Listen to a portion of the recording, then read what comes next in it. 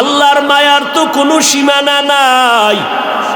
ওই মাওলার কাছে যদি এক ফোঁটা চোখের পানি ছেড়ে কান্না করে বলো মালিক, এই দুনিয়ায় মনে হয় যেন আমার মতো গুনাহগার কেউ নাই। গুনার কারণে আমার হাত না পাক, গুনার কারণে আমার চোখ না পাক, আমার আব্বা আম্মারা জানে না, আমার ভাই বোনেরা জানে না আমি কত খারাপ। আমার গুনার কারণে চোখ না পাক, আমার গুনার কারণে অন্তর না পাক।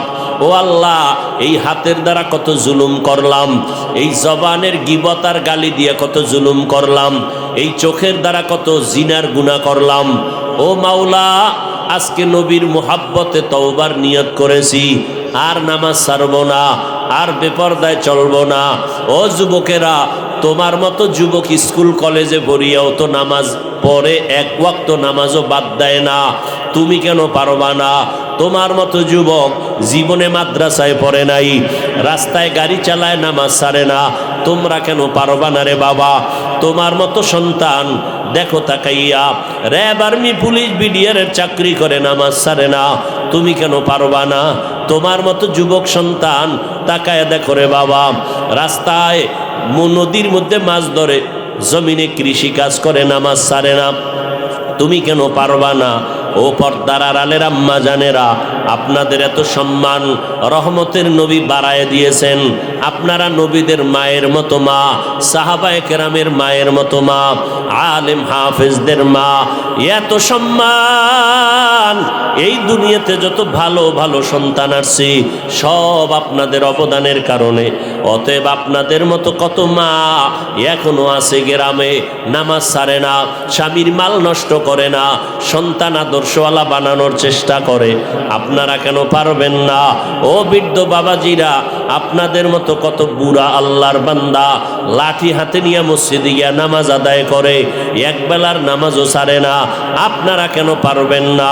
আল্লাহর কাছে তওবা করেন, ও দয়ার মালিক, জীবনে নামাজ ছাড়ব না, বেপরদায় চলব না, মা বাবাকে কষ্ট দিব না। আল্লাহর কাছে তওবা করেন, আল্লাহ গুনাহ মাফ করে দিবেন। ও যুবক বাবারা, আজকে তাকাইয়া দেখো, নবীর আদর্শ না থাকার কারণে তোমাদের মধ্যে আজকে মানুষত্ব নাই। আজকে তুমি গালি দিতে চিন্তাও করো না। আমরা তোমাদের পিছনে তো মেহনত করার পরও তোমরা যখন বিরোধিতা করো, তখন তো মেজাজটা এমন করতে চাইছিল যে তোরে মারবো, তোরে পাইলে পিটাবো, গালি দিব। কিন্তু না, আমরা এত বুঝাইয়াও টাইম মতো খানা নাই, টাইম মতো ঘুম নাই, এত কষ্ট করি 12 মাস, এরপরও কিন্তু বিরক্ত হই না, গালিও দেই না। অথচ তোমরা উল্টা আমাদের গালি দাও খামোখা, কোনো দোষ নাই, এরপরও বিরোধিতা করো, সমালোচনা করো। দোষ নাই, দোষ বানাইয়া দোষ বলো, ইমামের পিছনে নামাজ পড়া বাইরে গিয়া বিরোধিতা করো। কারণ কি? একমাত্র কারণ, আমারে তুমি এত কষ্ট দেওয়ার পরও তোমারে গালি দেই নাই, কারণ আমার মধ্যে রসুলের আদর্শ আছে। তোমার কাছে কোনো অন্যায় করি নাই, তুমি এরপরও কেন জুলুম করো, সম্মান নষ্ট করো? একমাত্র কারণ তোমার মধ্যে মদিনাওয়ালার আদর্শ নাই। এ কারণে তুমি আকৃতিতে মানুষ, চরিত্র তোমার কুত্তার থেকে খারাপ। এবার বুঝো নবীর আদর্শের দাম কত। যুবকেরা বলো তো, আমার নবীজির থেকে বড় দামি কোনো পীর, কোনো মুফতি, কোনো মুহাদ্দিস, কোনো মুফাসসির, কোনো ডাক্তার, কোনো প্রফেসর, কোনো ইঞ্জিনিয়ার, কোনো বৈজ্ঞানিক, কোনো দার্শনিক ছিল? আছে? আসবে? তাহলে নবী শ্রেষ্ঠ। একমত? কথা বলো, একমত? নবীর আদর্শের থেকে ভালো কোনো আদর্শ আর কারো কাছে আছে? থাকলে বলো আমি যাব, ওইটাই নিব, নবীরটা বাদ। নবীর থেকে ভালো আদর্শ যদি আরো থাকে বলো, আমি সেটা নিব। আছে? বলো। তাহলে নবীর আদর্শ শ্রেষ্ঠ। সবাই একমত? জবান খুলো, একমত? আচ্ছা, এবার জবাব দাও, ওই নবীর আদর্শের মধ্যে কি নখ কাটার নিয়ম নাই? চুল কাটার নিয়ম নাই? তুমি মুসলমানের বাচ্চা হইয়া নবীর আদর্শ জবাই কইরা বেঈমানের পা চাটা গোলাম হইয়া চুল কাটছো কেন? কি জবাব? কি লাভে গেছো? একটা লাভ থাকলে আমি মানব। যদি দাঁড়ায় কও হাফিজ ভাই, বেঈমানের লাইনে চুল কাটলে চোখের পাওয়ার বাড়ে, অথবা যৌবন বাড়ে, অথবা মাথা ঠান্ডা থাকে, অথবা শরীর সুস্থ থাকে, একটা ক, আমি ওই লাইনে যাব। যুবকেরা বল, আছে? তাহলে এই মারাত্মক আকাম কেন করছো? কি তোর কাছে রসুলেরটা ভাল লাগে না? বল, নিমক হারাম কোথাকার, রসুলেরটা তোর কাছে ভালো লাগে না? আর তুই রসুলের সুপারিশ পাবি মনে করছো? বেঈমানের পা চাটবি সারা দিন রাত, আর বলবি আমি আশেকে রসুল। মাস্তানি মনে করছো রসুলকে নিয়া? তোমার বাবার টাকার কেনা সম্পদ মনে করেছো? সারা দিন রাত্র রসুলের সাথে গাদ্দারি করবি আর দাবি করবি আশেকে রসুল। কি পেয়েছো? আর সারা রাত জায়নামাজে কান্নাকাটি কইরাও আবু বকরের মতো বান্দা জান্নাতের টিকিট পাইয়াও জায়নামাজে সারা রাত কাঁদতেছেন আবু বকর, সারা রাত কাঁদতেছেন হযরত ওমর, সারা জিন্দেগি কাঁদছেন হযরত ওসমান। তুমি খেলা মনে করেছো রসুলের সুন্নত? মন চাইছে ক্যাপ লাগাইছো, মন চাইছে টুপি লাগাইছো, মস্কারি মনে করো রসুলের সুন্নত নিয়ে।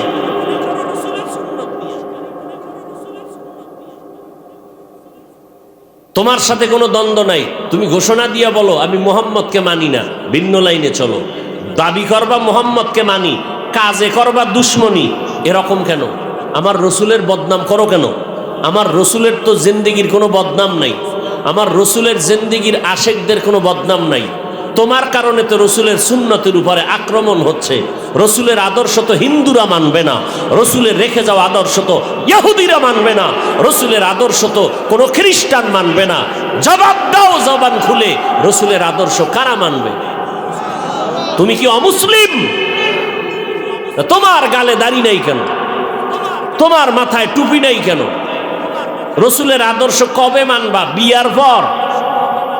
তোর কপালে বিয়া আছে কিনা সে গ্যারান্টি দে। আর আমি গ্যারান্টি দিয়া যাই, লেখা রাখ, 75% 75 তোর কপালে বিয়া নাই। হাটহাজারীর হুজুর বলতেন না যে হেলিকপ্টার আমার কাছে রিকশার মতো। এই সম্মান কেন? আমার চেহারার কারণে, আমার বাপ দাদার নামের কারণে, আমার সার্টিফিকেটের কারণে। তুমি কিসের পিছনে দৌড়াও? রসুলের আদর্শ মানো, দেখবা সম্মান।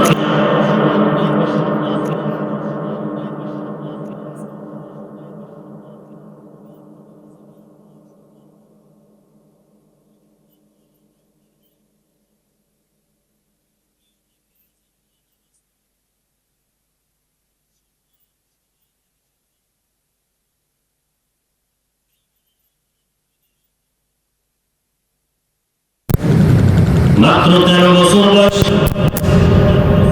13 বছরের অল্প সময় মক্কার খারাপ মানুষগুলো দামি মানুষে পরিণত হয়ে গেল শুধু নবীর আদর্শের কারণে।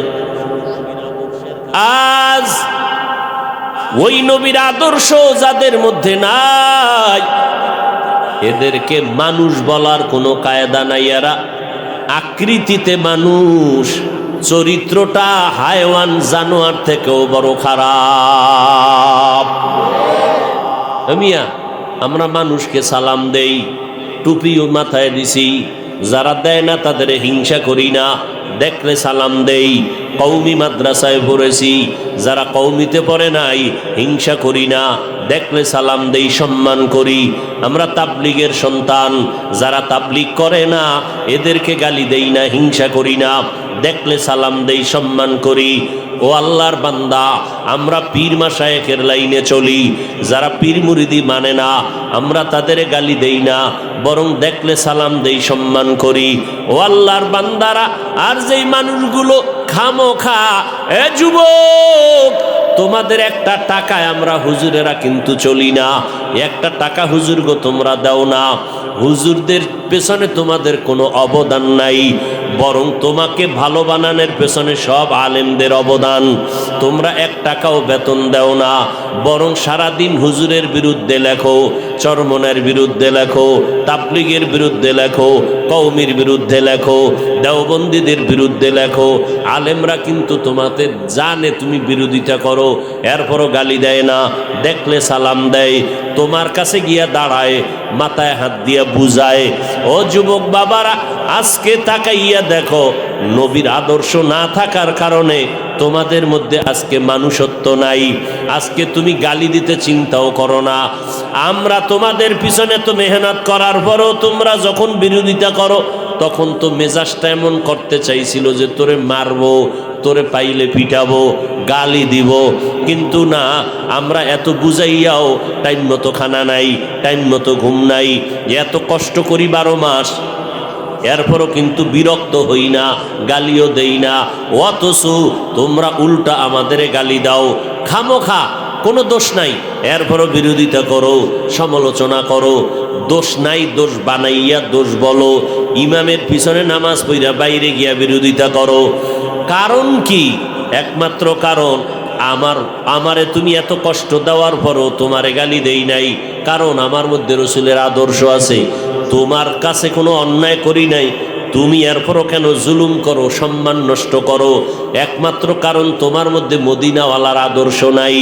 এ কারণে তুমি আকৃতিতে মানুষ, চরিত্র তোমার কুত্তার থেকে খারাপ। এবার বুঝো নবীর আদর্শের দাম কত। যুবকেরা বলো তো, আমার নবীজির থেকে বড় দামি কোনো পীর, কোনো মুফতি, কোনো মুহাদ্দিস, কোনো মুফাসসির, কোনো ডাক্তার, কোনো প্রফেসর, কোনো ইঞ্জিনিয়ার, কোনো বৈজ্ঞানিক, কোনো দার্শনিক ছিল? আছে? আসবে? তাহলে নবী শ্রেষ্ঠ। একমত? কথা বলো, একমত? নবীর আদর্শের থেকে ভালো কোনো আদর্শ আর কারো কাছে আছে? থাকলে বলো আমি যাব, ওইটাই নিব, নবীরটা বাদ। নবীর থেকে ভালো আদর্শ যদি আরো থাকে বলো, আমি সেটা নিব। আছে? বলো। তাহলে নবীর আদর্শ শ্রেষ্ঠ। সবাই একমত? জবান খুলো, একমত? আচ্ছা, এবার জবাব দাও, ওই নবীর আদর্শের মধ্যে কি নখ কাটার নিয়ম নাই? চুল কাটার নিয়ম নাই? তুমি মুসলমানের বাচ্চা হইয়া নবীর আদর্শ জবাই কইরা বেঈমানের পা চাটা গোলাম হইয়া চুল কাটছো কেন? কি জবাব? কি লাভে গেছো? একটা লাভ থাকলে আমি মানব। যদি দাঁড়ায় কও হাফিজ ভাই, বেঈমানের লাইনে চুল কাটলে চোখের পাওয়ার বাড়ে, অথবা যৌবন বাড়ে, অথবা মাথা ঠান্ডা থাকে, অথবা শরীর সুস্থ থাকে, একটা ক, আমি ওই লাইনে যাব। যুবকেরা বল, আছে? তাহলে এই মারাত্মক আকাম কেন করছো? কি তোর কাছে রসুলেরটা ভাল লাগে না? বল, নিমক হারাম কোথাকার, রসুলেরটা তোর কাছে ভালো লাগে না? আর তুই রসুলের সুপারিশ পাবি মনে করছো? বেঈমানের পা চাটবি সারা দিন রাত, আর বলবি আমি আশেকে রসুল। মাস্তানি মনে করছো রসুলকে নিয়া? তোমার বাবার টাকার কেনা সম্পদ মনে করেছো? সারা দিন রাত্র রসুলের সাথে গাদ্দারি করবি আর দাবি করবি আশেকে রসুল। কি পেয়েছো?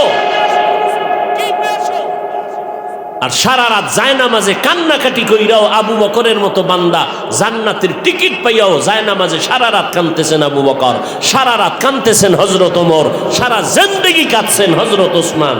তুমি খেলা মনে করেছো রসুলের সুন্নত? মন চাইছে ক্যাপ লাগাইছো, মন চাইছে টুপি লাগাইছো, মস্কারি মনে করো রসুলের সুন্নত নিয়ে।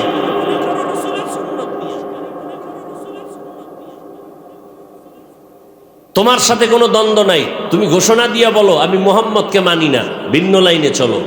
দাবি করবা মুহাম্মদকে মানি, কাজে করবা দুশ্মনী। এরকম কেন? আমার রসুলের বদনাম করো কেন?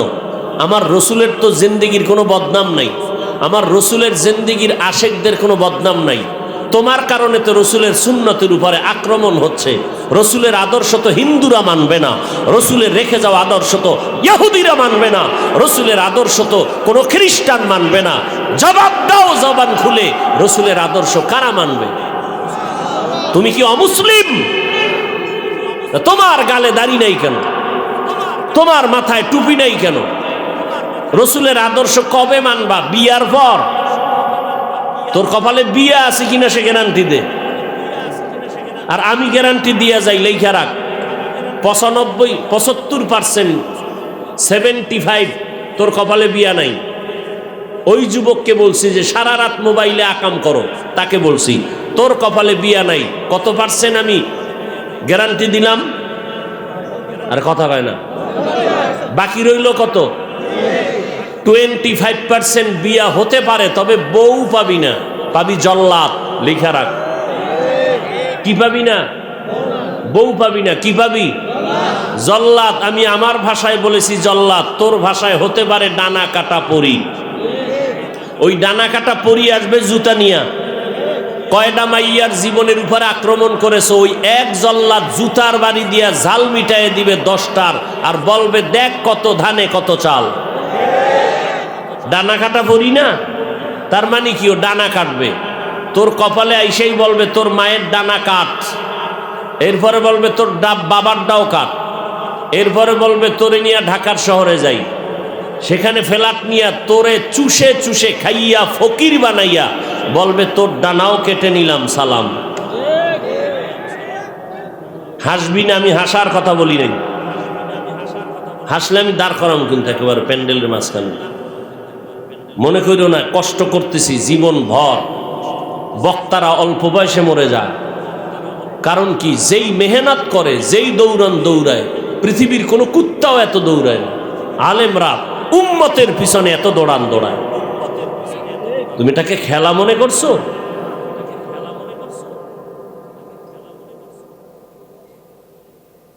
রাগ করতে পারো, কথাগুলো হার্ড বলছি, কিন্তু দিলের দরদ কিন্তু হার্ড না।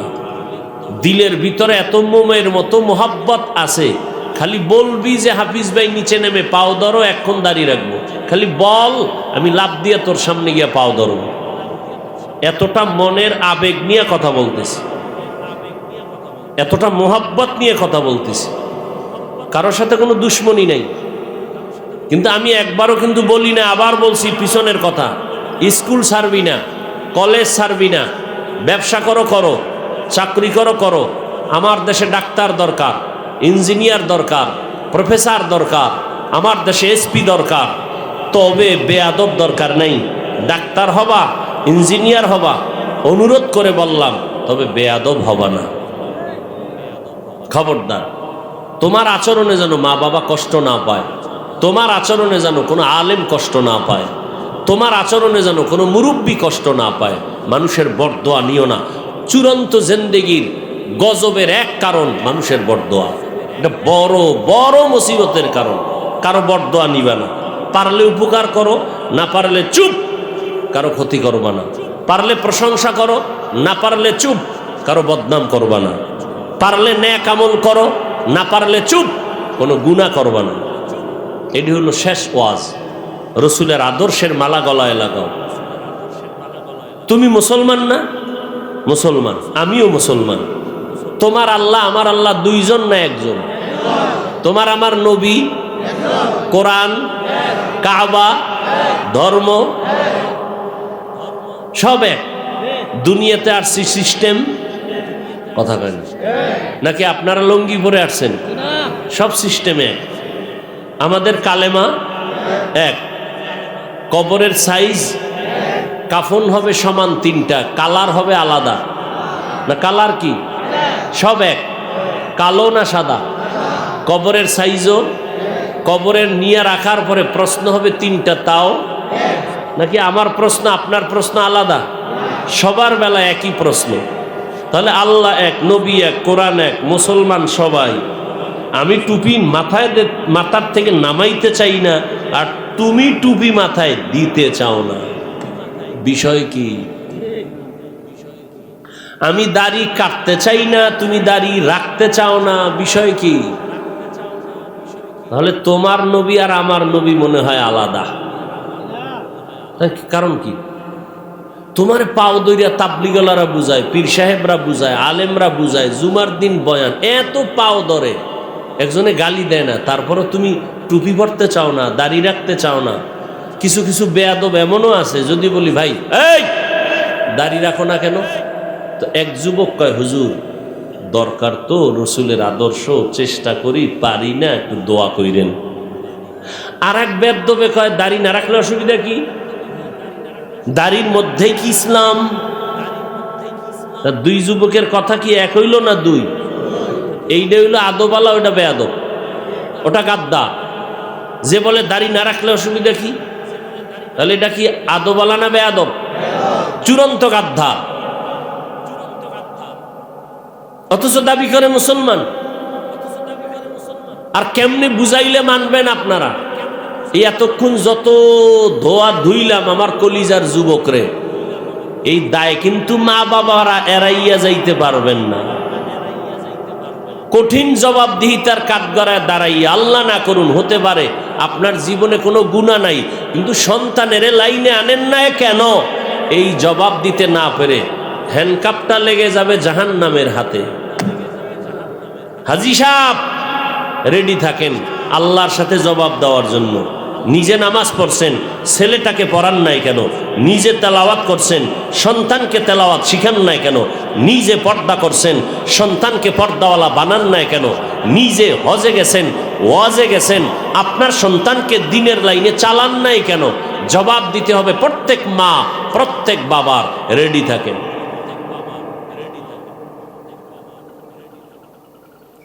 ওয়ামা আরসালনাকা ইল্লা রাহমাতাল লিল আলামিন।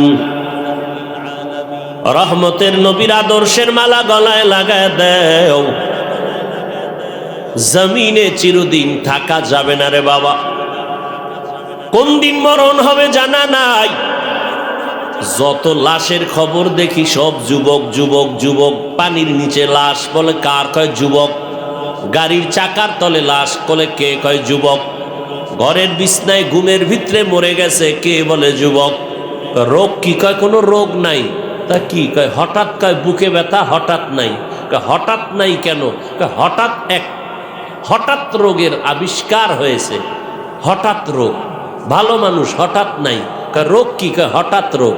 কি হঠাৎ রোগের নাম কি? আরো দেখ, তোর ভাত আমি খাই না, তুইও আমারটা খাও না, আমিও তোমার কাছে ঠেকানা, তুমি আমার কাছে ঠেকানা। তবে কথা যা বলে গেলাম বালিশে লাগায় চিন্তা করো, অল্প দিন পরে দেখবা চোখ থাকবে, পাওয়ার থাকবে না। লেখা রাখো, মোবাইলের গোলামেরা লেখা রাখ। কান থাকবে, কানের শ্রবণ শক্তি থাকবে না, লিখে রাখ। কিডনি থাকবে, পাওয়ার থাকবে না। হার্ট থাকবে, পাওয়ার থাকবে না। হঠাৎ করে দেখবি বিছনায় পড়ে পঙ্গু। আল্লাহ হেদায়াত দান করুন, আল্লাহ হেদায়াত দান করুন, আল্লাহ আমাদের হেদায়াত দান করুন। নবীর আদর্শের মালা গলায় লাগাও।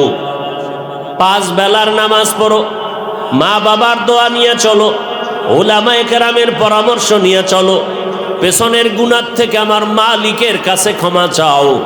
মনে মনে বলো, কাউকে শোনানোরও দরকার নাই। সন্তান যদি মা বাবার সামনে দাঁড়ায় কান্না করে, মা বাবার দিলে মায়া বাড়ে না কমে? বাড়ে। কাছে টেনে নেয়, ভুল ভুলিয়া যায়। ছাত্র যদি শিক্ষকের সামনে কান্না করে, মায়া বেড়ে যায়, অন্যায় ভুলে যায়, কাছে টেনে নেয়। ওই মা বাবার তুলনায়, ওস্তাদের তুলনায় আমার মাওলার মায়া কি কম? আল্লাহ সবাইকে গুনাহ মুক্ত জীবন দান করেন, বলেন আমিন। আলহামদুলিল্লাহি রাব্বিল আলামিন। والصلاة والسلام على سيد الأنبياء والمرسلين وعلى آله وأصحابه أجمعين يا أرحم الراحمين يا أرحم الراحمين يا أرحم الراحمين رب ارحمهما كما ربياني صغيرا اللهم إنك عفو كريم تحب العفو فاعف عنا اللهم إنا نسألك رضاك والجنة ونعوذ بك من سخطك والنار رب ارحمهما كما ربياني صغيرا আয় আল্লাহ মেহেরবানি করে আমাদের মাফ করে দেন, মাহফিল কবুল করে নেন, আয়োজনকারী সহযোগিতাকারীদের কবুল করে নেন, মা বোনদের আবেদা বানায় দেন, সন্তানগুলো নেককার বানায় দেন, সারা দুনিয়াবাসীকে মাফ করে দেন, প্রবাসে যারা সবাইকে হেফাজত করেন, ফিলিস্তিনের মুসলমান সহ সমস্ত মাজলুম মুসলমানের উপরে রহমত নাজিল করেন, ইসরায়েলের জালেম সহ সমস্ত জালেমদের জুলুম থেকে হেফাজত করেন, বাংলাদেশ শান্তির দেশ বানায় দেন, প্রশাসনিকভাবে যারা কাজ করে দিনের খাদেম বানায় দেন, মা বোনদের আবেদা বানায় দেন, সমস্ত মাদ্রাসা মসজিদ কবুল করে নেন, অন্যান্য শিক্ষা প্রতিষ্ঠান নবীর আদর্শে কবুল করে নেন, আমাদের মা আমাদের বাবা আত্মীয় স্বজন যারা কবরে জান্নাত বানায় দেন, নবীজির সুন্নাতওয়ালা জিন্দেগি দান করেন, কামাই রুজিতে বরকত বাড়ায়া দেন, আয় আল্লাহ আমাদের ঈমান আমলের শক্তি বাড়ায়া দেন, অন্তর থেকে হিংসা হাসাদ দূর করে ইখলাস ও মোহাব্বত বাড়ায়া দেন, আয় আল্লাহ আদবওয়ালা বিনয়ী জিন্দেগি দান করেন, আমার কলিজার প্রত্যেকটা যুবকের দিনের জন্য কবুল করে নেন, মোবাইলের গুনাহের থেকে হেফাজত করেন, মোবাইলের গুনাহের থেকে হেফাজত করেন, মোবাইলের গুনাহের থেকে হেফাজত করেন, আয় আল্লাহ এলাকার ঘরে ঘরে শান্তি দান করেন, আপনার খাস ওলিয়া উলিয়াদের বন্ধু বানায় দেন, বাতিলদের চক্রান্ত থেকে হেফাজত করেন, আওয়াজে কথায় রুহানিয়াত বাড়ায় দেন, ইলম ও হিলিম ও হিকমত আমলে বরকত বাড়ায় দেন, ওলামা তোলাবা উম্মতের অন্তরে মোহাব্বত বাড়ায় দেন, নবীজির মোহাব্বতে আমাদের দোয়া কবুল করে নেন, নবীজির রওজা মুবারক বাইতুল্লাহ জিয়ারতের ব্যবস্থা করে দেন, সুন্নাতওয়ালা জিন্দেগি আমাদেরকে দান করেন। ওয়াসাল্লাল্লাহু তাআলা আলা খাইরি খালকিহি মুহাম্মদ ওয়া আলা আলিহি ওয়া আসহাবিহি আজমাইন। আমিন আমিন আমিন বিরহমাতিকা ইয়া আরহামার রাহিমিন।